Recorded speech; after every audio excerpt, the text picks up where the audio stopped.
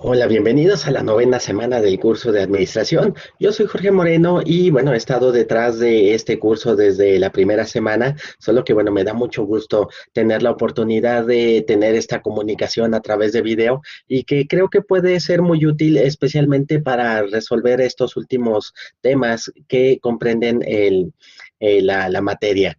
Pues bien, ya nos acercamos hacia el final del cuatrimestre. Espero que hayan tenido, pues bueno, varias ideas que les he tratado de transmitir a través de las lecturas de algunos otros materiales y que las tareas, estos ejercicios como entregables, test y foros hayan sido de interés. Muy bien.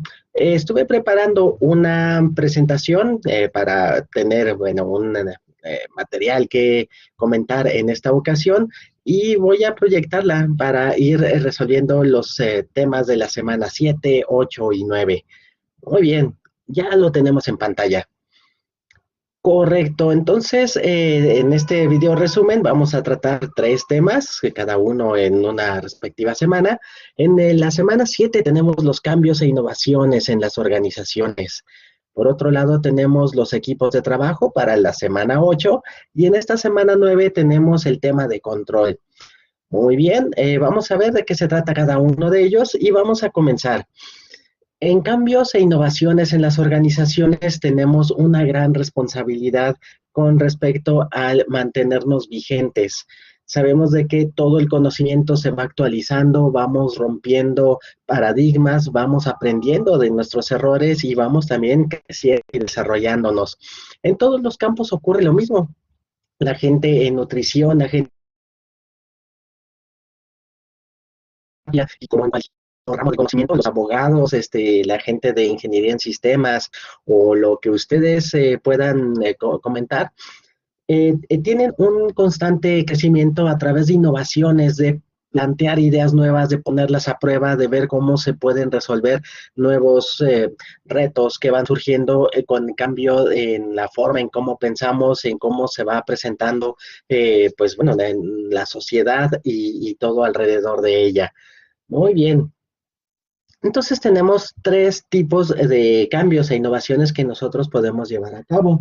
Cuando estamos haciendo nuestro trabajo, imaginen ustedes que están en un consultorio, pues hay muchas cosas que se pueden cambiar, desde cosas tan simples o básicas que pueden ser como cambiar la distribución, la forma en cómo se atiende un paciente, por ejemplo, ahora tener una línea con WhatsApp como para recibir comentarios o hacer citas con los pacientes, pues es una manera de mantener un contacto estrecho y que no implica un cambio profundo, una transformación en cómo desarrollamos nuestro trabajo. Es simplemente un canal que está disponible y que podemos aprovechar que estamos atendiendo. Entonces, bueno, ese es un cambio básico, no hay una transformación profunda de lo que estamos haciendo, es simplemente algo que ya existe y que estamos incorporando a nuestra forma de trabajar. Más adelante podríamos considerar cambios que implican una transformación de rango medio. Es cuando ya tenemos que sentarnos a analizar qué está ocurriendo, cómo podemos mejorarlo, evaluamos alternativas y de esa forma nosotros podemos ver cuál es la solución que mejor se ajuste a nuestras necesidades. Entonces, bueno, pasamos de algo muy sencillo a algo que ya implica cierto estudio, ya tenemos que plantear una inversión, el consultarlo con más personas para poder lograr ese cambio, esa innovación. Y por último, cuando eso ya no nos sirve, cuando ya no podemos seguir cambiando lo que ya tenemos, sino tenemos que plantearnos por completo una nueva manera de trabajar, podríamos recurrir a la reingeniería, en particular a la reingeniería de procesos. Estos, digamos, esfuerzos de la ingeniería lo que hacen es dejar de hacer lo que estamos haciendo como lo estamos haciendo, porque quizás ya llegamos a un límite, ya no podemos seguir mejorando lo que ya es perfecto y tenemos que pensar en una mejora radical, en prácticamente cortar de tajo lo que estamos haciendo para evitar las limitaciones de ese proceso o de esa forma de trabajar y de esa forma, digamos, empezar desde cero. Entonces, es muy tardado, muy costoso e incluso es muy difícil hacerlo. Necesitamos ya tener la convicción de que es necesario hacer ese cambio, esa innovación, pero a la larga nos puede plantear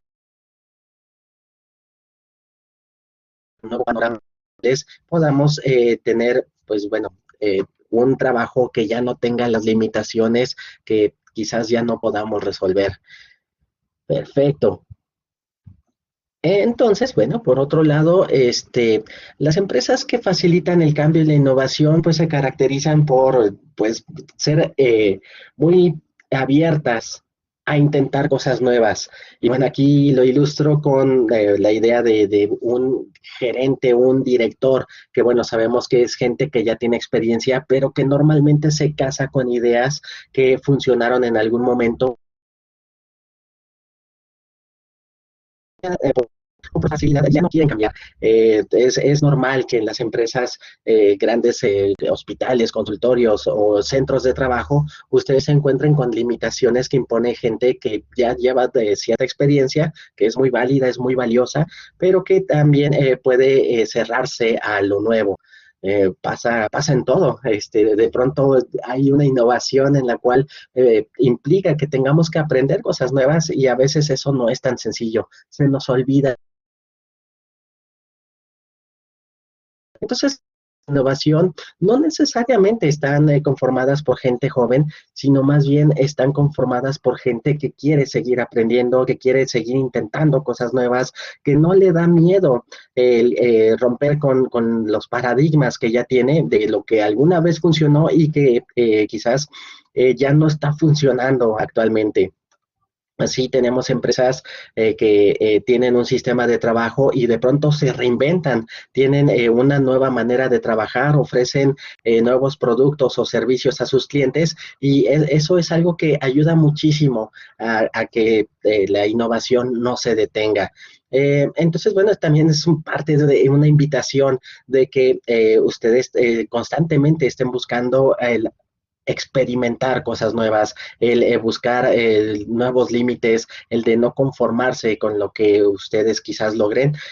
La idea es que cuando revisen lo que han hecho hace 5 años, hace 10 años, digan, oh, bueno, fue un excelente inicio, pero bueno, ahora estoy mucho más allá.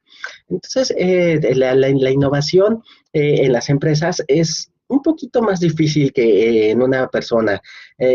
Tenemos que hacer que todo un equipo de trabajo esté en la misma sintonía de que sepan que no hay repercusiones negativas por atreverse a hacer algo nuevo, algo que pueda funcionar y que signifique un aprendizaje.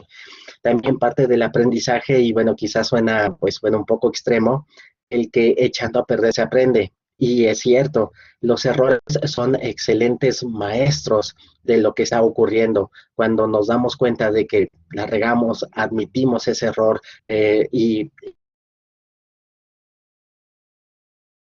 prometimos que salió mal, qué nos faltó o qué no estuvo funcionando correctamente, nos invita a hacerlo nuevamente, a cambiar lo que no haya funcionado y hasta lograrlo. Y así, de esa forma, es como las empresas más innovadoras son también las que más se equivocan. Por ejemplo, ahí tenemos a Google. Invierte en muchísimos proyectos que a lo mejor son, pues bueno, muy novedosos, tienen ideas muy alocadas, lanzan servicios que quizás poca gente logra entender. La idea es muy buena, pero la ejecución a veces no es la mejor. Y se terminan cancelando constantemente muchos servicios, muchos proyectos. Están rumores, por ejemplo, del lado de Apple, que llevan trabajando años, 15 años, 20 años en un automóvil eléctrico. No se ha lanzado, bueno, todavía no existe, pero la idea es de que están probando sus tecnologías, la parte de electrónica, quizás todavía la tecnología no es lo suficientemente madura, necesitan seguir aprendiendo y quizás de un diseño brincan a otro, resuelven los problemas que vayan surgiendo y de esa forma y quizás pueden haber dos resultados. Una de que terminan lanzando el iCar, que sea un éxito porque han logrado resolver todos los problemas, o que se dan cuenta de que no es el camino, no va por ahí el desarrollar ese proyecto y lo terminan abandonando y no pasa nada. Simplemente es un aprendizaje que se están permitiendo tener equipos de trabajo, ver cómo resolver problemas, y eso también es muy valioso en las organizaciones. Entonces, es lo que vemos, que la gente no tiene miedo a innovar. La gente acepta, la gente laborar para ir resolviendo todos los problemas que va planteando un proyecto, los retos, el de probarse a sí mismos de que son capaces de ir resolviendo cosas. Muy bien. Y trabajando en equipo también implica el que haya un objetivo en común. Bueno, aquí me encanta este gatito y por eso lo incluí. Un equipo de trabajo, pues bueno, es un grupo de personas, pero no cualquier grupo. Si, por ejemplo, vamos en un transporte público, pues bueno, vamos varias personas en la misma dirección, pero no estamos realmente trabajando en equipo. No hay una coordinación, no hay un objetivo. Quizás unas personas abordaron después, otras van a descender próximamente, otras se van a quedar hasta el final del trayecto. No es un equipo realmente, es simplemente. Sí necesitamos tener una dirección en común, que las personas se apoyen en sus trabajos, que si estamos en un consultorio, pues bueno, dependamos también de la persona que está en recepción, de los distintos enfermeros, de los auxiliares, de los técnicos, de gente que tiene un rol específico que va llevando a cabo, que nos van apoyando en nuestro trabajo, y quizás también nosotros apoyamos a otras personas que están dispuestas a trabajar en ese consultorio. Entonces, de esa forma se logra más. No es lo mismo que trabajar individualmente, cada uno resolviendo por completo los mismos problemas, sino que al tener cierto trabajo que se organiza, entonces si lo hiciéramos de forma individual. Y en las organizaciones ocurre lo mismo. El trabajo de las personas a veces no lo vemos en un hospital, pues bueno, hay mucha gente trabajando detrás. El paciente no necesariamente tiene que interactuar con todos y cada una de las personas, porque también sería muy, muy difícil. Más bien tenemos que organizar los equipos de trabajo para saber quiénes brindan la atención al paciente, quiénes le dan atención a quien atiende al paciente, a los médicos, a los especialistas, y de esa forma se hace un trabajo que el cliente, pues bueno, vea unidad. Cuando empiezan a haber conflictos, de que de pronto hay personas que empiezan a pelear entre ellas, lo nota de inmediato el cliente. El paciente empieza a ver deficiencias en que se tardan de más en darle algunos, en que no es, que recibe comunicación distinta de distintas personas, que unas le dan un diagnóstico, otras le dan otro, no se ponen de acuerdo, y eso mina mucho la confianza de los pacientes. La confianza lo es todo en un negocio, sea cual sea, ya sea bancos, ya sean hospitales, ya sea incluso hasta la tienda de la esquina. Si desconfiamos de ellos, se pierde prácticamente todo el esfuerzo que hay detrás. Muy bien. Existen también algunas ventajas de trabajar en equipo. Se aumenta la productividad, ya lo habíamos comentado, no importa que en el equipo haya personas de distintos perfiles haciendo distintas actividades, no necesariamente tenemos que hacer siempre lo mismo. También se distingue la calidad, es decir, se pueden lograr mejores detalles en lo que estamos elaborando, y de esa forma el paciente puede recibir una mejor atención. También el trabajo resulta menos estresante, saber que podemos apoyarnos en la gente y que no está siendo un obstáculo a nuestro trabajo. También hay una responsabilidad que es compartida, es decir, trabajamos como equipo y no, digamos, buscando estrellas individuales que brillen por sí solas. En Japón ocurre mucho eso. de que es el trabajo de todo un equipo. Si alguien no está de acuerdo, se tienen que poner de acuerdo antes de trabajar y de esa forma el mérito corresponde a todo el equipo. Y es por eso que son muy disciplinados. Que si alguien falla en la parte que le corresponde de su trabajo, pues echa a perder el trabajo de todo el equipo. Y también está la reducción de gastos generales. Normalmente cuando estamos compartiendo algunos recursos, algunos insumos, espacios de trabajo o de una actividad, pues buscamos la manera de ahorrarla. En lugar de tener un teléfono para cada uno de ellos, un escritorio para cada uno de ellos, pues bueno, mejor buscamos cómo irlos compartiendo, digamos, en distintos turnos, de que en distintos momentos se vaya utilizando el mismo recurso y no estarlo duplicando, triplicando, dependiendo de la cantidad de gente que trabaja. Perfecto. Cuando nosotros trabajo por estaciones y segmentos, como lo vemos aquí en pantalla, tenemos materia prima inicial que va entrando y bueno, va teniendo una transformación. Esa transformación no es paulatina, no es gradual, sino que se va dando en distintas áreas o departamentos. Visto como un paciente, podríamos pensar en que cuando llega a la recepción, recibe informes sobre, digamos, la atención, los horarios, costos y, bueno, todas las dudas que puede tener. Pero cuando pasa al consultorio, cuando ya habla con un especialista, digamos, un especialista de nutrición para resolver algunos problemas que tenga de salud, de tratamiento, alguna digamos, alguna terapia para resolver algún problema, entonces, bueno, ya cambia el trabajo. Después quizás vaya a la farmacia a surtir alguna receta. Si el mismo consultorio u hospital tiene su propia farmacia, pues bueno, ya la atención será distinta. Entonces, en cada uno de estos tramos o segmentos podemos ir organizando distintos procesos. Los procesos de la farmacia no van a ser los mismos que de la recepción o los mismos que dentro del consultorio, o si incluso mandamos al paciente a rayos X o lo mandamos a hacer pruebas de laboratorio, pues bueno, ya será distinto el espacio de trabajo, ya serán distintas las herramientas, ya serán distintos los procedimientos que se sigan y de esa forma vamos complementando el proceso que es completo. Hacer la consulta, debe averiguar cuál es el problema que tiene, de hacer las pruebas y estudios que nos den las causas, de poder analizarlos, interpretarlos, hacer el diagnóstico y el tratamiento, y por último, hacer el seguimiento y verificar que está teniendo, pues bueno, resultados esperados. Entonces, el trabajo de cada uno de ellos se puede organizar por distintas áreas.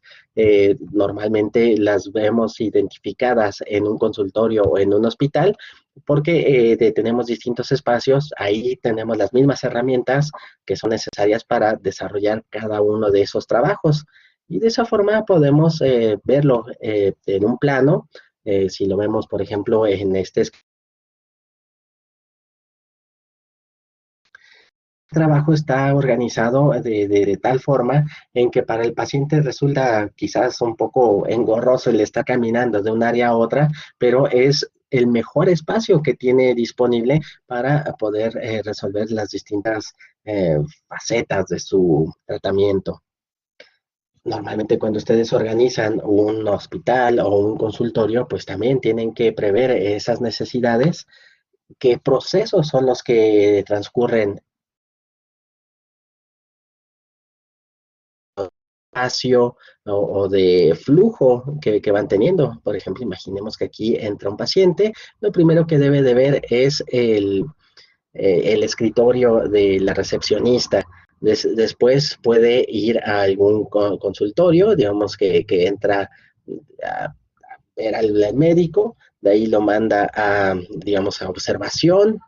Entonces, bueno, es ir cambiando de espacios. La idea es de que cuando ustedes diseñan un consultorio, pues bueno, sea algo más que gente esté, digamos, estorbándose una a otra, que sea fácil de localizar lo que están buscando y facilitar también el traslado de las personas, de los materiales. Muy bien. Eh, bueno, aquí podríamos comentar que la cuestión del COVID, pues bueno, también ha traído algunas restricciones. El tener más espacio, el de ordenar el flujo, de verificar que haya, por ejemplo, la toma de temperatura, el que se provea de gel a la entrada, pues bueno, podríamos adicionarlo a nuestro sí, discapacitados, especialmente para la gente de fisioterapia, que probablemente estén atendiendo lesiones, pues bueno, los pacientes tendrán una movilidad limitada. En el caso de nutrición, pues bueno, también tendríamos que ver cómo disponer de los espacios que mejor se adapten a las necesidades de los pacientes. Muy bien. En este tema, bueno, quizás un poquito de forma tangencial, pero multidisciplinario, lo interdisciplinario y lo transdisciplinario. A veces los utilizamos como sinónimos y revolvemos los términos, pero son importantes reconocerlos y diferenciarlos para poder hacer un mejor trabajo. Habíamos hablado ya de equipos de trabajo. Que no necesariamente hacemos lo mismo, que podemos tener distintos especialistas en áreas muy diversas que no interfieren entre el trabajo que están haciendo. Por ejemplo, en un hospital donde tenemos cocineros para los pacientes que están internados, podríamos tener también recepcionistas, podríamos tener gente de cobranzas, podríamos tener gente que hace trabajo social a los mismos médicos y enfermeras. Cada uno tiene una especialidad distinta. El conocimiento que hay, por ejemplo, en caja, la contabilidad y demás, pues no lo tiene ningún médico. Sin embargo, no necesita tener esos conocimientos y eso hace que tengamos un equipo de trabajo multidisciplinario, es decir, distintos especialistas, cada uno en lo suyo, trabajando en una misma organización. No se revuelven, no hay, digamos, que se comparta información. No necesita la gente de caja o el que hace la factura saber los términos médicos o saber cuáles son las dosis de medicamentos que se le da a un paciente o cómo va en su tratamiento. A él lo que le interesa son que los datos estén correctos, que se cumplan con las normativas fiscales, que haya, pues bueno, toda la parte con otras cuestiones, eh, un, una mezcla de distintos campos, llegamos a lo que es interdisciplinario, es decir, dos áreas de conocimiento que tienen cierta afinidad de pronto se juntan para complementarse entre ellas.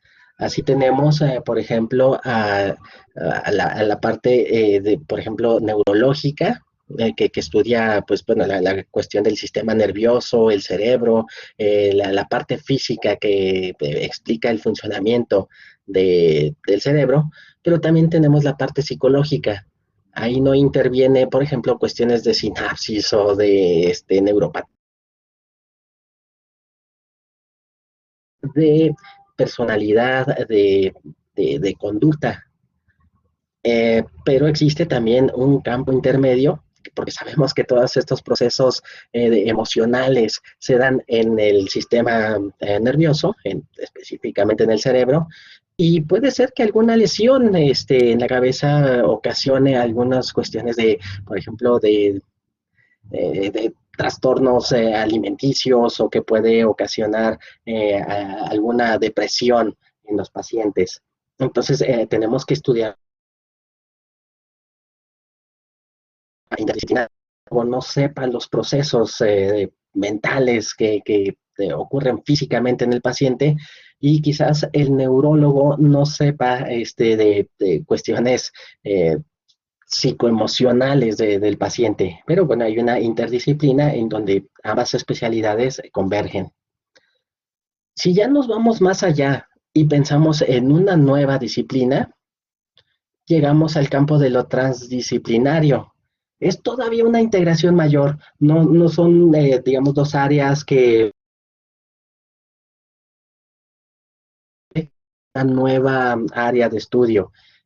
Por ejemplo, está la cuestión eléctrica, está la cuestión de programación en sistemas, está la cuestión mecánica.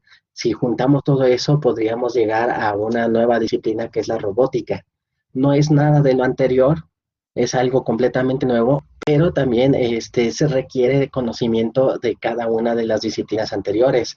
Cómo saber si, por ejemplo, un instrumento funcionar adecuadamente mediante automatización que evite, por ejemplo, el movimiento involuntario de un cirujano.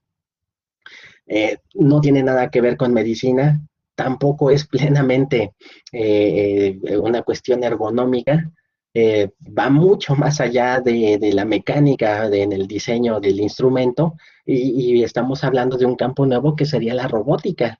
Entonces, bueno, es una conjunción que es difícil en lo transdisciplinario separarlo, porque bueno, es un campo completamente nuevo. Identificadas y separadas cada una de estas campos de estudio, en lo transdisciplinario sí tenemos esa separación.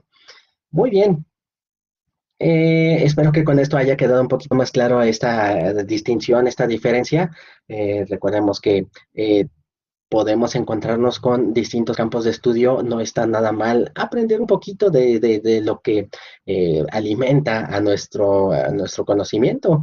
Bueno, por ejemplo, en la cuestión de nutrición, sabemos que, bueno, pues, la cuestión alimentaria, por ejemplo, de gastronomía, cómo se preparan los alimentos, qué le da, por ejemplo, las propiedades, la cocción o el freído o algún otro proceso de elaboración de estos alimentos que no tiene nada que ver con, digamos, lo que se estudia con la parte de los nutrientes o de la energía que necesita una persona pues para tener un buen estilo de vida. También en cuestiones de fisiología, bien el conocimiento, por ejemplo, en cuanto a mecánica, cómo se da una lesión, cómo, digamos, una postura puede incidir en una problemática en un paciente. Muy bien. ¿Y qué más tenemos por acá? En el tema de control, semana 9. Muy bien. El control es una parte del proceso administrativo. Si se acuerdan al principio, vimos que administrativo es planear, organizar, dirigir y controlar. Entonces, bueno, ahí viene la parte de control. Está incluida en ese proceso. Sin embargo, nosotros lo podemos entender a través de dos conceptos que son distintos, pero complementarios. Imaginemos que vamos en un coche. ¿Qué entenderíamos por controlar el coche? Por un lado está el conocer las condiciones, qué es lo que está ocurriendo en ese momento. Las señales de tránsito son un elemento de control que nos permiten saber si hay una curva, si es, digamos, la velocidad máxima que podemos circular, si hay, por ejemplo, topes más adelante o hay algún elemento que tengamos que fijar nuestra atención. El mismo coche nos da también algunos elementos de control, por ejemplo, en los indicadores de presión de aceite, en algunos modelos ya hasta nos dice si una llanta le falta aire y a qué velocidad vamos, y es decir, toda la información que nosotros recibimos de lo que estamos haciendo. De forma análoga, en una organización, en un hospital, en un consultorio o en un centro de salud, nosotros tenemos indicadores que nos dicen si estamos haciendo bien las cosas. Por ejemplo, cuando definimos un tratamiento, definimos, por ejemplo, metas, definimos objetivos y podemos también medir qué tan bien va el paciente. Por ejemplo, en un tratamiento de fisioterapia, que un paciente haya perdido, por ejemplo, la movilidad por una fractura, pues podríamos definir qué tan ha mejorado con el tratamiento, si ya ha recuperado la movilidad, que ya haya tenido, digamos, un desarrollo en la fuerza que había perdido y demás. En la cuestión de nutrición también podríamos ver de qué manera incide un tratamiento de nutrición en, por ejemplo, resolver problemas como una anemia o también cuestiones de sobrepeso. Entonces, bueno, el control es saber lo que está pasando, es tener información. Pero por otro lado tenemos ahora sí un elemento adicional. Entonces, bueno, aquí lo voy a marcar en esta lámina para ver que ya vimos ese sistema informativo. Pero también el control, que tenga una respuesta. El elemento clave de control en un coche es el volante. Si nosotros lo movemos, el auto cambia de dirección. Si en un hospital nosotros cambiamos una prescripción o una receta, entonces cambiamos el efecto de lo que estamos haciendo. Cuando estamos trabajando en cuestiones administrativas, el que nosotros demos una orden, sepamos que se está ejecutando. Entonces también no nada más es el conocer lo que está pasando, sino también el incidir en lo que va a ocurrir como parte del control. Entonces nos volvemos controladores si, por ejemplo, somos capaces de cambiar algo, de variar lo que está ocurriendo, de intervenir directamente en ello. Muy bien. ¿Qué podemos controlar en un club o conjunto de personas o equipo de trabajo? Podemos controlar las operaciones de comercialización, es decir, esa parte administrativa que tiene que ver con los clientes. Por ejemplo, ofrecerles descuentos, darle un horario de atención, podemos controlar muchos de esos aspectos. También en compras, necesitamos comprar insumos, necesitamos adquirir servicios, por ejemplo, pagar la cuenta del Internet para, pues, bueno, por lo menos publicar en Facebook los promocionales. Entonces, esas adquisiciones también de materiales como instrumentos, gasas, consumibles, pues bueno, implica debemos de ir y surtirnos de lo que sea simplemente para tener una bodega llena, sino hacer una lista de lo que realmente necesitamos para tener bajo control el presupuesto. También tenemos las operaciones de consumo, bueno, aquí se me olvidó marcarlas, pero bueno, así conforme vamos avanzando. Y ahora vamos aquí en operaciones de consumo de materiales y mano de obra. Hay que evitar el desperdicio. Cuando nosotros utilizamos mal un instrumento, lo podemos echar a perder cuando no aprovechamos los consumibles, digamos, gasas o material estéril o cualquier otra eh, insumo que estemos utilizando, pues bueno, lo estamos desperdiciando, estamos gastando por algo que no ocupamos. Entonces hay que ir llevando adecuadamente.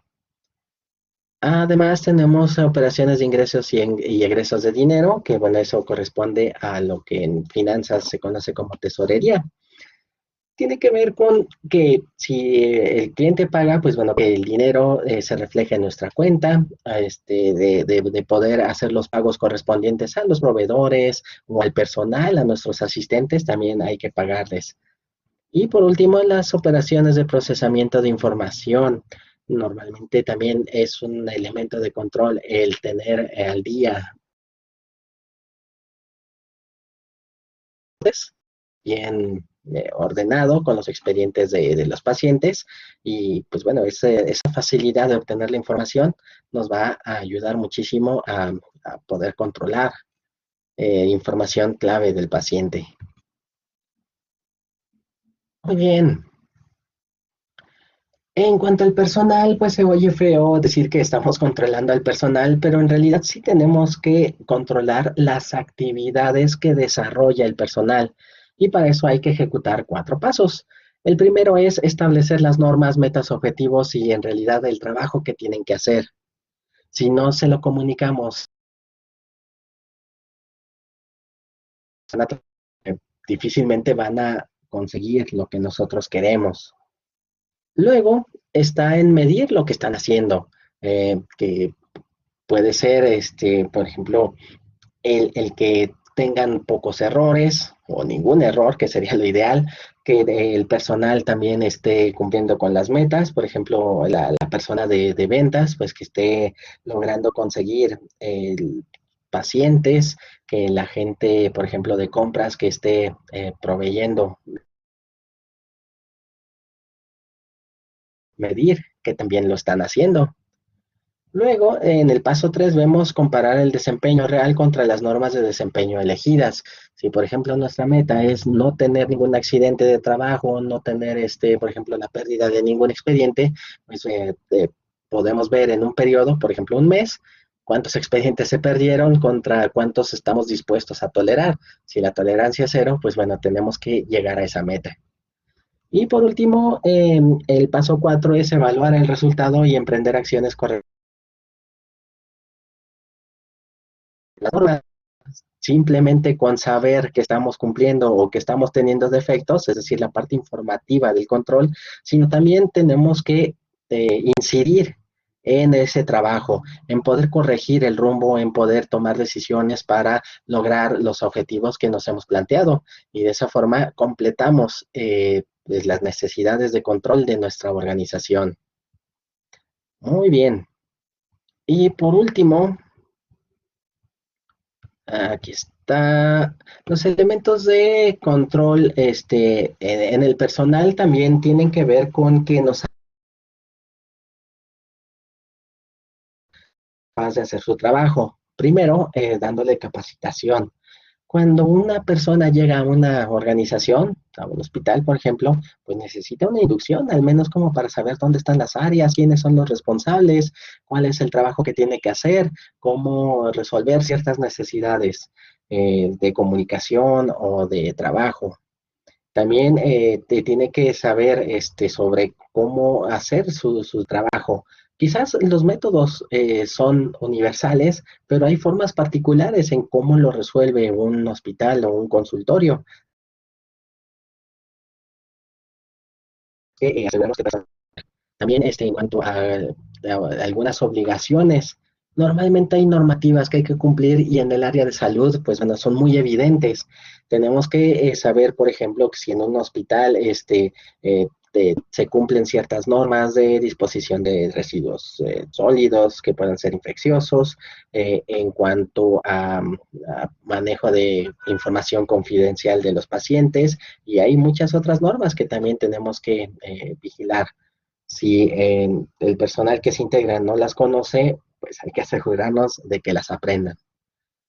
También la disciplina, dentro de la organización, a veces tiene que ver con códigos de vestimenta, horarios y reglas básicas que van a ayudar a la convivencia entre el personal. Muy bien. Otra cosa que es importantísimo controlar son los costos. Los costos, pues bueno, significan que cuando nosotros estamos ahorrando, estamos también teniendo mayor rendimientos, utilidades, estamos haciendo dinero.